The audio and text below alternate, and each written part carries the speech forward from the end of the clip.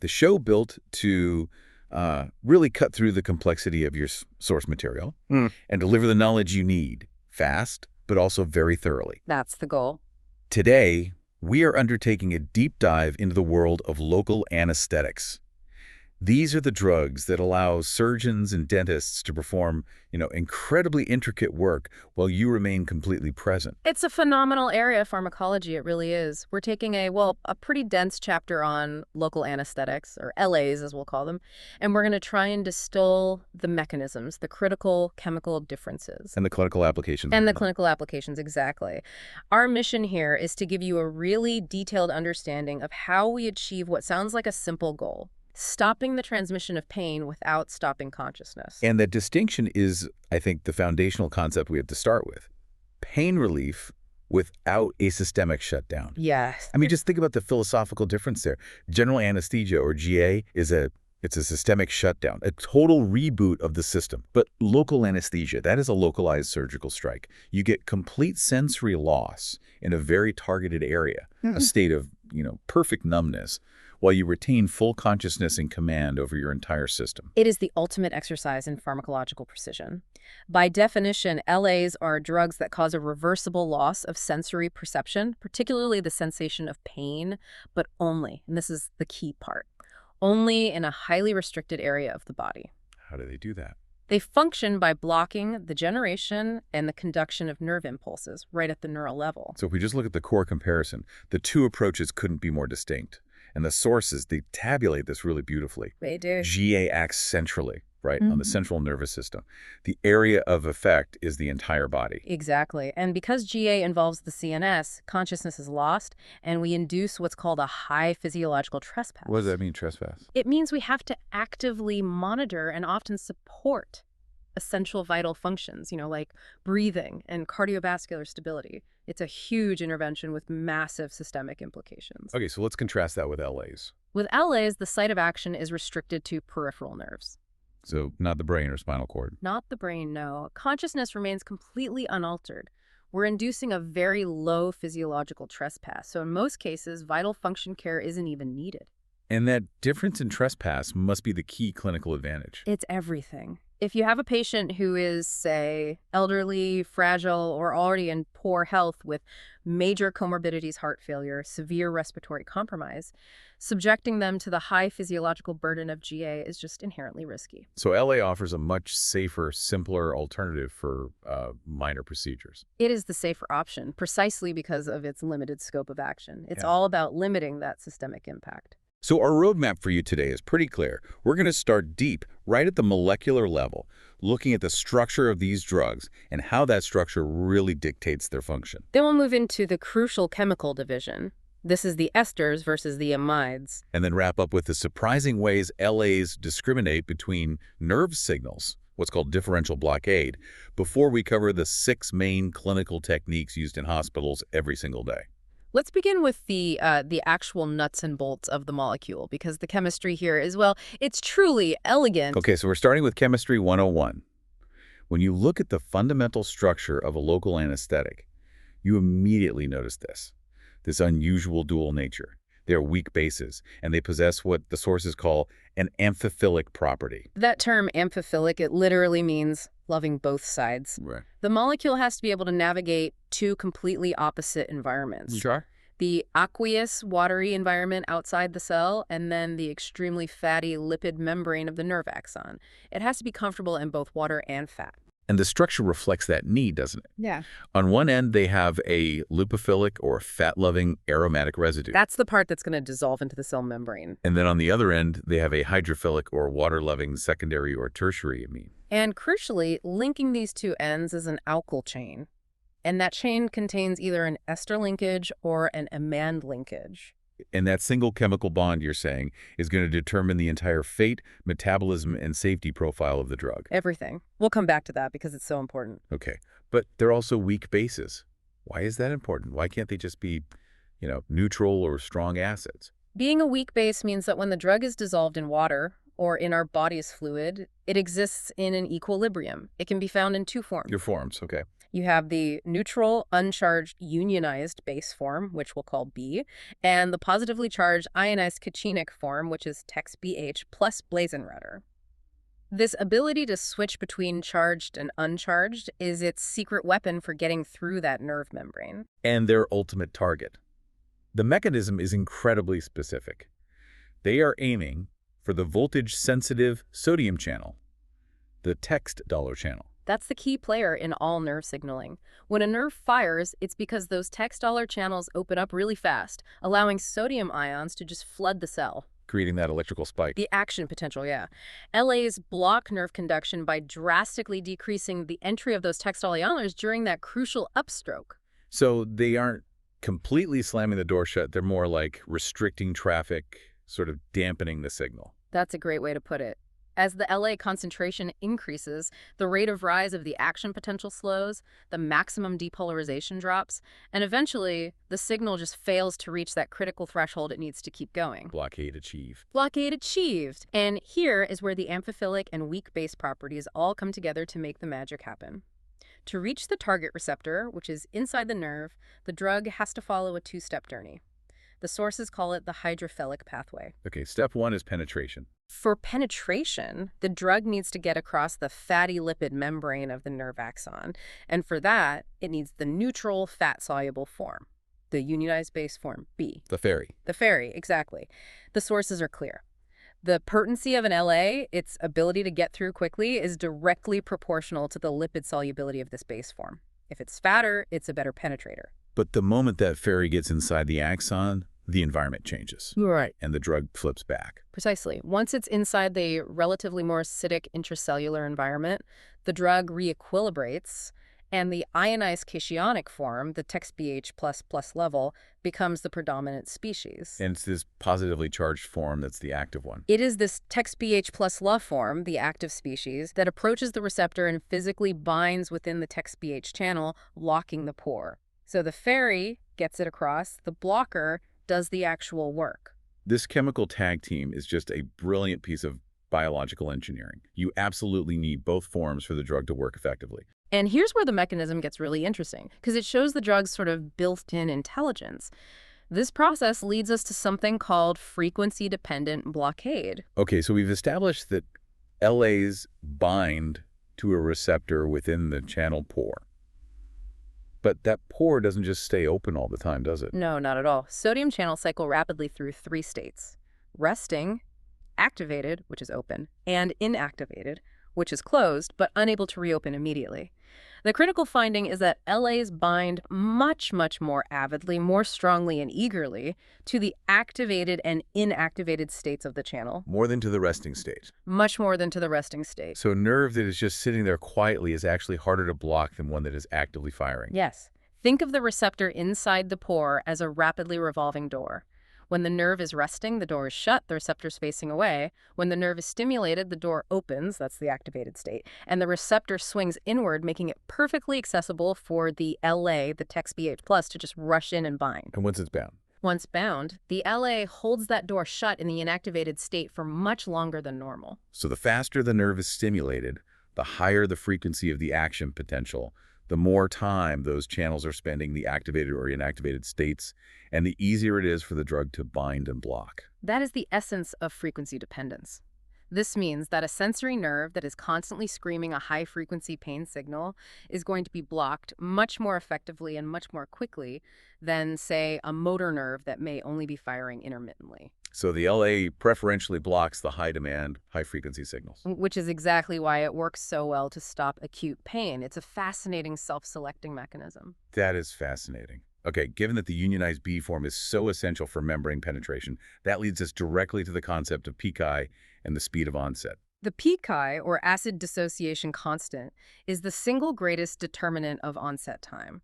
It's what dictates the ratio of the charged form versus the uncharged form at a given pH. And since our body is always regulated around a pH of 7.4, the pKi tells us exactly how much of that B form is available for penetration at any given moment. So for the fast-acting drugs, I'm thinking of our favorites like lidocaine and mepivacaine.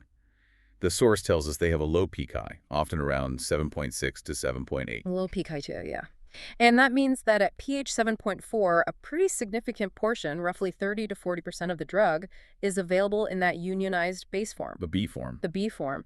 Having that high fraction of penetrator means the drug just rushes across the membrane, and the clinical onset is rapid, sometimes in under 3 minutes. And conversely, the slower-acting drugs, procaine, tetracaine, bupivacaine, they have a higher pKa, maybe 8.1 to 8.9. And when the pKi is higher, only 15% or even less of the drug exists in that lipid-soluble B form at physiological pH. Which translates directly to slower penetration. A long latent period and a slow onset. Procaine, for instance, can take up to 15 minutes to fully block a nerve. That difference of just a fraction of a pKi point translates into significant waiting time in the clinic or the operating room. Now, we do have to acknowledge the famous exception here, chloroprocaine. It has a high pK of 9.1, which theoretically should make it painfully slow. Right. Yet it's known for a rapid onset. This is a great point where the physics sometimes overrides the chemistry. While the source doesn't give us the specific explanation for chloroprocaine, we can infer the principles at play. The pK only dictates the ratio at equilibrium. So other factors can override it. Other factors can override the pK hurdle. So maybe chloroprocaine is delivered in such a high concentration that even though only a tiny percentage is in the B form, the sheer volume of molecules available still provides a rapid influx of the penetrator. That is often the case. Highly concentrated solutions, even if they're poorly ionized, can drive rapid diffusion just due to a massive concentration gradient. Also, chloroprocaine is metabolized so incredibly rapidly by plasma esterases that its clinical use is pretty specialized, which might reduce the time needed for full onset to be a factor. So the main lesson remains, PK is the gatekeeper. Right, but factors like concentration and lipid solubility dictate the ultimate speed and potency. That discussion of the chemical linkage, that tiny bond in the middle of the molecule, brings us to what you said was the single most important practical distinction in local anesthesia: the great divide between the esters and the amides. This division, based on whether the linking chain contains an ester bond, COO, or an amide bond, NH2O, it defines everything. The safety profile, the duration, even the allergy risk of the drug. Okay, let's look at the two teams. The classic ester-linked LAs include the historical drugs like cocaine, procaine, Chloroprocaine, tetracaine, and benzocaine. and then the dominant amide-linked LAs are the modern staples: lidocaine, bupivacaine, Dabicaine, prilocaine, and ropivacaine, all the common ones today. and in almost every clinical scenario today, the amides are preferred. So what are the, let's say, 3 crucial practical advantages that elevate the amides above the esters? First and most simply, amides produce a more intense and a significantly longer-lasting anesthesia, and this is primarily because they're much more resistant to breakdown. Which leads us directly to the second key safety advantage: metabolism. How are the esters cleared from the body? The esters have a fatal flaw. They are rapidly hydrolyzed or broken down by an enzyme called plasma pseudocholinesterase, which is just readily available in the blood. So it happens instantly. The process is incredibly fast. Procaine, for example, is broken down almost immediately upon entering the bloodstream. This leads to a very short duration of action and inherently less intense analgesia. Which is why they're rarely used for infiltration or nerve blocks anymore. Exactly. They still have a purpose in some topical applications, but that's about it. So if an amide LA like lidocaine is injected, what happens immediately in the bloodstream? Well, the amides are completely resistant to breakdown by those plasma esterases. They have to be degraded in the liver. This happens via microstomal delication and then subsequent hydrolysis. It's a much slower process. And that contributes to their long duration of action. It does. And it also means that the metabolism of amides is hepatic blood flow dependent. That's a massive implication for patient safety. Right, because if a patient has significant hepatic disease, a compromised liver, or if they're elderly and their liver function is decreased, the drug just stays in the plasma longer. The rate of metabolism drops, and the risk of systemic toxicity rises dramatically. Clinicians have to significantly lower the maximal safe dose of lidocaine or bupivacaine in these vulnerable patients. a consideration that's largely irrelevant for the esters. Largely, yes. And the third major advantage for amigaines relates to hypersensitivity reactions or allergies. Right. The esters carry a much higher risk of causing allergic reactions. When they're broken down by pseudocholinesterase, they produce para-aminobenzoic acid, or PABA, which is known to be highly allergenic. And amides? Amides, on the other hand, rarely cause genuine hypersensitivity reactions, and critically, there is no cross-sensitivity between the two classes. So if a listener knows they're allergic to procaine, which is an ester, they can safely receive lidocaine, which is an amide. Yes, provided they confirm that the solution isn't preserved with something called methylparaben, which is chemically similar to PABA. That's a common cause of misattributed LA allergy. So you always have to check the preservative. Always check the preservative, but chemically speaking, the amides are generally safe for ester-allergic patients. The overwhelming clinical preference for amides longer, stronger, and safer in terms of allergy is just undeniable. We've established how the LA molecule works to block the signal. Now we're moving to the surprising part. LAs don't block all signals equally. We need to discuss differential blockade, this hierarchy of sensation loss. This is one of the most clinically useful and, frankly, counterintuitive facets of local anesthesia. When you receive an LA, you lose feeling in a very specific order. And that order is also the reverse order of recovery, right? First blocked, last to recover. Exactly. The highest priority targets are the autonomic fibers, which control things like blood vessel tone and glandular secretion. These are generally the most susceptible and are blocked earliest. Okay, and after that? Following that, among the somatic afferent fibers, the sensory nerves, the order is crystal clear. Pain is lost first, followed by temperature sense, then touch, and finally, deep pressure sense. So the specific small, unmyelinated or lightly myelinated fibers that carry pain and temperature signals are blocked before the larger, heavily myelinated fibers carrying touch and pressure. That's it. This hierarchy makes perfect clinical sense. You want to abolish the pain signal immediately. But here is the paradox the source is present. At the molecular level, sensory fibers and motor fibers are inherently equally sensitive to the LA. So why do we see this differential block clinically? The resolution to the paradox lies in distinguishing between the drug's inherent molecular activity and its physical accessibility within the body. You're right, at the molecular level, both nerve types have identical text channels. But physical factors get in the way. Physical factors like size, location, and frequency of firing mean that the smaller, often more active sensory fibers just get blocked first. We need a strong analogy here. If the nerve trunk is like a massive cable bundle, why is the outer layer blocked before the core? Okay, think of the nerve trunk as a heavily insulated, high-capacity fiber optic cable. It's got hundreds of individual wires inside. Right. You spray the outside of that cable with a chemical agent. The drug has to diffuse inward. The wires on the periphery, the outer layers of the cable bundle, are exposed to the highest concentration of the drug first. So they get soaked and blocked earlier. Exactly. Those wires, which often carry sensory information for proximal areas, get blocked first. The wires buried deep in the core are shielded by the outer layers and the nerve sheath, so they just take longer to reach the critical blocking concentration. So that location factor is purely physical, determined by diffusion restriction. Entirely. We call this the location in the nerve trunk factor. Okay, we also need to talk about the physical dimensions of the nerve fibers themselves. Yes. There are three key structural determinants. First, myelination and size. Myelinated nerves are blocked earlier than non-myelinated ones, assuming the diameter is the same. The myelin forces the action potential to jump between nodes, which concentrates the text channels at specific exposed spots. Okay. Second, fiber size.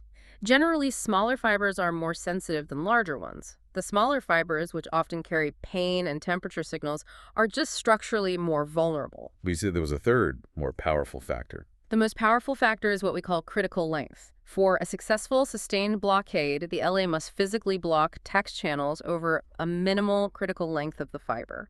For myelinated nerves, this means blocking the channels at 2 to 3 sequential nodes of Ramvier.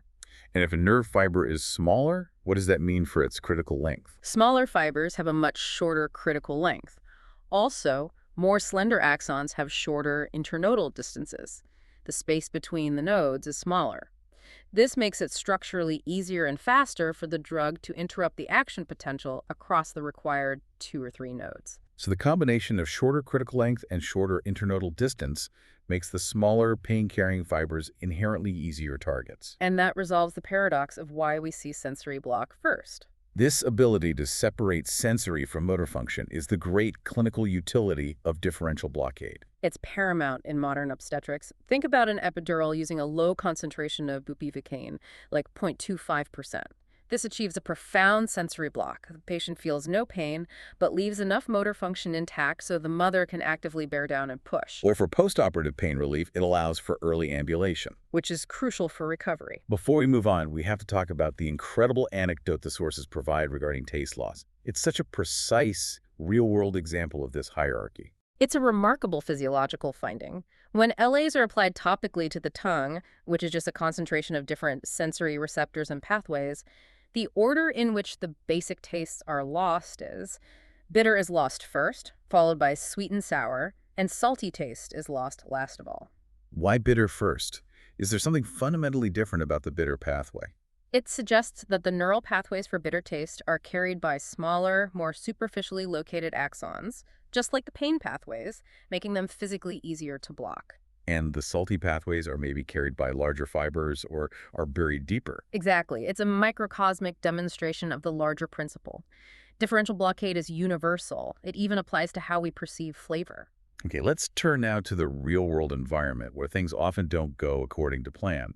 One of the biggest challenges is achieving adequate anesthesia in inflamed or infected tissues, like an abscess or a badly infected tooth. Why does the LA often fail in that scenario? This is a classic clinical problem, and it links directly back to our discussion of PKA and the hydrophilic pathway. There are two primary mechanisms working against the drug here. The first is the acid effect. Right. Inflammation drastically lowers the tissue pH. Healthy tissue is around 7.4. Infected tissue can drop significantly lower, maybe to pH 6.0 or even 5.5.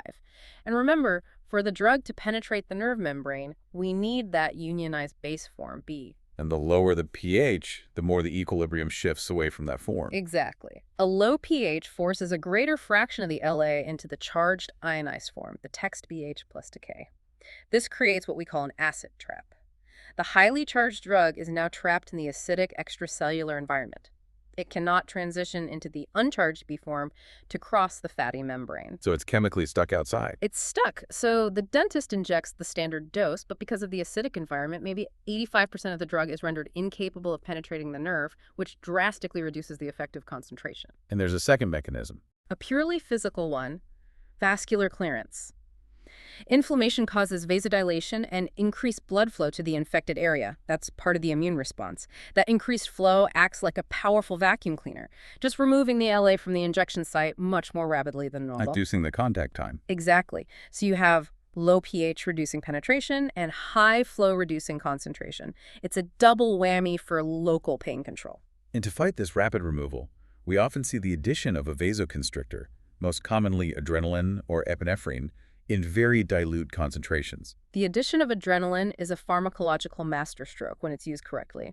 It provides 4 critical benefits. First, it significantly prolongs the duration of the LA. By constricting local blood vessels, it decreases the rate of removal, maximizing contact time. Which in turn enhances the intensity of the block. It does. Third, and this is crucial for safety, by slowing systemic absorption, it keeps the plasma concentration of the LA lower, which reduces systemic toxicity. The body has more time to metabolize the drug. And fourth, a key surgical benefit. It creates a much more bloodless field for the surgeon to work in. But, and this is a very big but, this powerful boost comes with significant life-altering warnings. We have to detail the risks. Adrenaline is a powerful chemical. Locally, what are the risks? Locally, its vasoconstrictive action increases the chances of tissue edema, necrosis, and it delays wound healing because you're acutely restricting oxygen supply to the area. And systemically, the potential for cardiac issues is always there. Yes, the absorbed adrenaline may raise blood pressure and potentially promote arrhythmia, irregular heartbeat, especially in susceptible individuals or those taking specific medications like beta blockers or tricyclic antidepressants. And now, the absolute non-negotiable warning. This is a life-saving instruction for any listener to be aware of. Vasoconstrictors must never be added for a ring block of structures that rely entirely on terminal circulation, where there is very limited collateral blood supply. What does that include? This includes the hands, feet, fingers, toes, penis, and the pinna, the external part of the ear. Induced vasoconstriction in these areas can lead to profound and permanent ischemic injury, resulting in tissue loss or even amputation. The gravity of that warning cannot be overstated. It can't. Now, once the LA is administered with or without adrenaline, some of it will inevitably be absorbed systemically.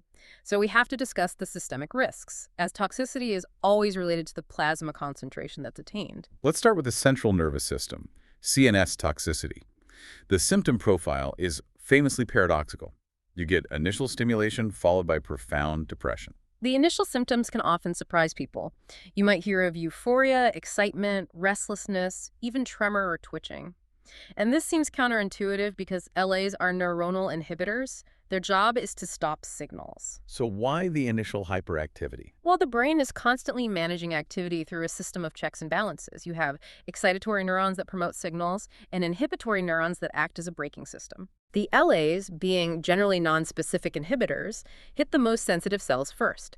And in the CNS, the most sensitive cells are often the inhibitory neurons. So it's like turning off the brakes before you turn off the engine. That's a perfect analogy. By inhibiting the inhibitory neurons first, you temporarily unleash the excitatory neurons. That transient overactivity is what manifests as the apparent stimulation, the tremor, the excitement, the agitation. What are the early symptoms a patient might notice that signal they're approaching a toxic limit? The earliest and often subtle signs are things like circumoral numbness, a tingling around the mouth, an abnormal sensation in the tongue, dizziness, tinnitus, which is ringing in the ears, and blurred vision, sometimes a metallic taste. And if the dose continues to climb, If the dose keeps rising, you get generalized excitement, agitation, major muscle twitching, potentially leading to grand mal seizures, followed by widespread CNS depression, unconsciousness, and finally, respiratory depression and death. but the sources note that this can be treated. It can. CNS toxicity, particularly the seizures, can be effectively prevented and treated with benzodiazepines like diazepam or midazolam. Okay, now let's shift to the cardiovascular system, the CVS. All LAs are cardiac depressants. They are. High plasma concentrations decrease automaticity, excitability, contractility, and conductivity within the heart muscle. They actually have a quinidine-like antiarrhythmic action. And on peripheral blood vessels, LAs generally cause vasodilation, which leads to a drop in blood pressure. That fall in blood pressure is complex. It's caused primarily by the sympathetic blockade we discussed earlier, but also by a direct relaxation of arteriolar smooth muscle. Bupivacaine is noted to be significantly more vasodilatory than lidocaine. But toxic doses can cause cardiovascular collapse. Profound collapse, yes, Yeah. and it's often resistant to standard resuscitation. We have to focus intensely on the cardiotoxicity spectrum because bupivacaine is a known outlier. It's significantly more dangerous to the heart. Bupivacaine is marked with triple plus toxicity for a reason. It is highly lipophilic, very fat-soluble, and it binds to the cardiac text channels much more strongly and dissociates much more slowly than lidocaine. This results in a prolonged blockade of the cardiac conduction system. What are the clinical manifestations of bupivacaine toxicity? It has been known to produce highly dangerous, treatment-resistant ventricular tachycardia, ventricular fibrillation, and full cardiac arrest. The risk is so grave that the use of highly concentrated 0.75% bupivacaine during labor is explicitly contraindicated in many places due to fatalities reported from cardiac arrest. There's a stark warning. Contrast that with lidocaine, which has minimal proarrhythmic potential. It binds and dissociates rapidly. Because of this, lidocaine is actually used clinically as a Class I antiarrhythmic drug in certain cardiac emergencies. The sources mention a very recent and critical finding about reversing bupivacaine cardiotoxicity. This sounds like a game changer. It's a major clinical breakthrough. The use of an intravenous infusion of a concentrated lipid emulsion has been found to reverse bupivacaine cardiotoxicity. The mechanism is fascinating. Because bupivacaine is so lipophilic, the infused lipid essentially acts as a powerful lipid sink. A sink, meaning it attracts and pulls out the toxin. Yes. The lipid emulsion circulates through the blood, acting like a sponge, just soaking up the highly fat-soluble bupivacaine molecules from the plasma and, crucially, from the cardiac tissues where they're bound, thereby reducing the effective concentration at the site of action. and restoring cardiac function. It's a physical detoxification strategy that cleverly exploits the drug's high lipid solubility. Now that we understand the risks, let's quickly spotlight two specific drugs, starting with the historical foundation. Cocaine. Cocaine is the natural alkaloid sourced from the erythroxylon coca plant, and it represents the only natural LA. And while it's been largely replaced, its unique properties really define the class. What is the singular action that sets cocaine apart from all the synthetic esters in amides? Cocaine is the only LA that possesses a powerful sympathomimetic property. Unlike all the synthetic LAs, which cause vasodilation, cocaine blocks the reuptake of noradrenaline and adrenaline into adrenergic nerve endings. And blocking the reuptake means those transmitters linger longer in the synapse. Correct. This leads to higher concentrations of them around the receptors, which results in local vasoconstriction. This unique action is what makes it a local anesthetic that naturally produces a bloodless field without needing any added adrenaline. Systemically, we know cocaine is a powerful CNS stimulant. How does that translate clinically? Systemically, you see a marked rise in blood pressure and tachycardia. The sources also mention pyrexia fever, which is due to increased heat production from enhanced muscular activity. But despite its unique vasoconstrictive property, the sources warn against its use today. It's now considered a protoplasmic poison. It causes local tissue necrosis. While it was once used for ocular anesthesia, its tendency to cause clouding and sloughing of the cornea means its use today is extremely limited and just generally not warranted. Okay, moving to the workhorse, lidocaine. Introduced in 1948, lidocaine is arguably the most widely used LA globally. It's an amide, which means it's stable, long-lasting, and rapidly effective with an onset time of about 3 minutes. Its versatility is what makes it the staple. It's used for virtually every type of block. Yes, surface application, infiltration, nerve block, epidural, spinal, and even intravenous regional blocks. It's the most popular dental anesthetic, typically used at a 2% concentration, often with adrenaline. It's the benchmark. And finally, a unique formulation, the eutectic mixture of local anesthetics, or EMLA cream. EMLA is just a brilliant pharmaceutical solution to a physical problem. It's a one-to-one mixture of lidocaine and prilocaine. A eutectic mixture is one where you mix two solids, and the resulting mixture has a lower melting point than either component alone. And in this case, the two powders combine to form an oil at room temperature. Exactly.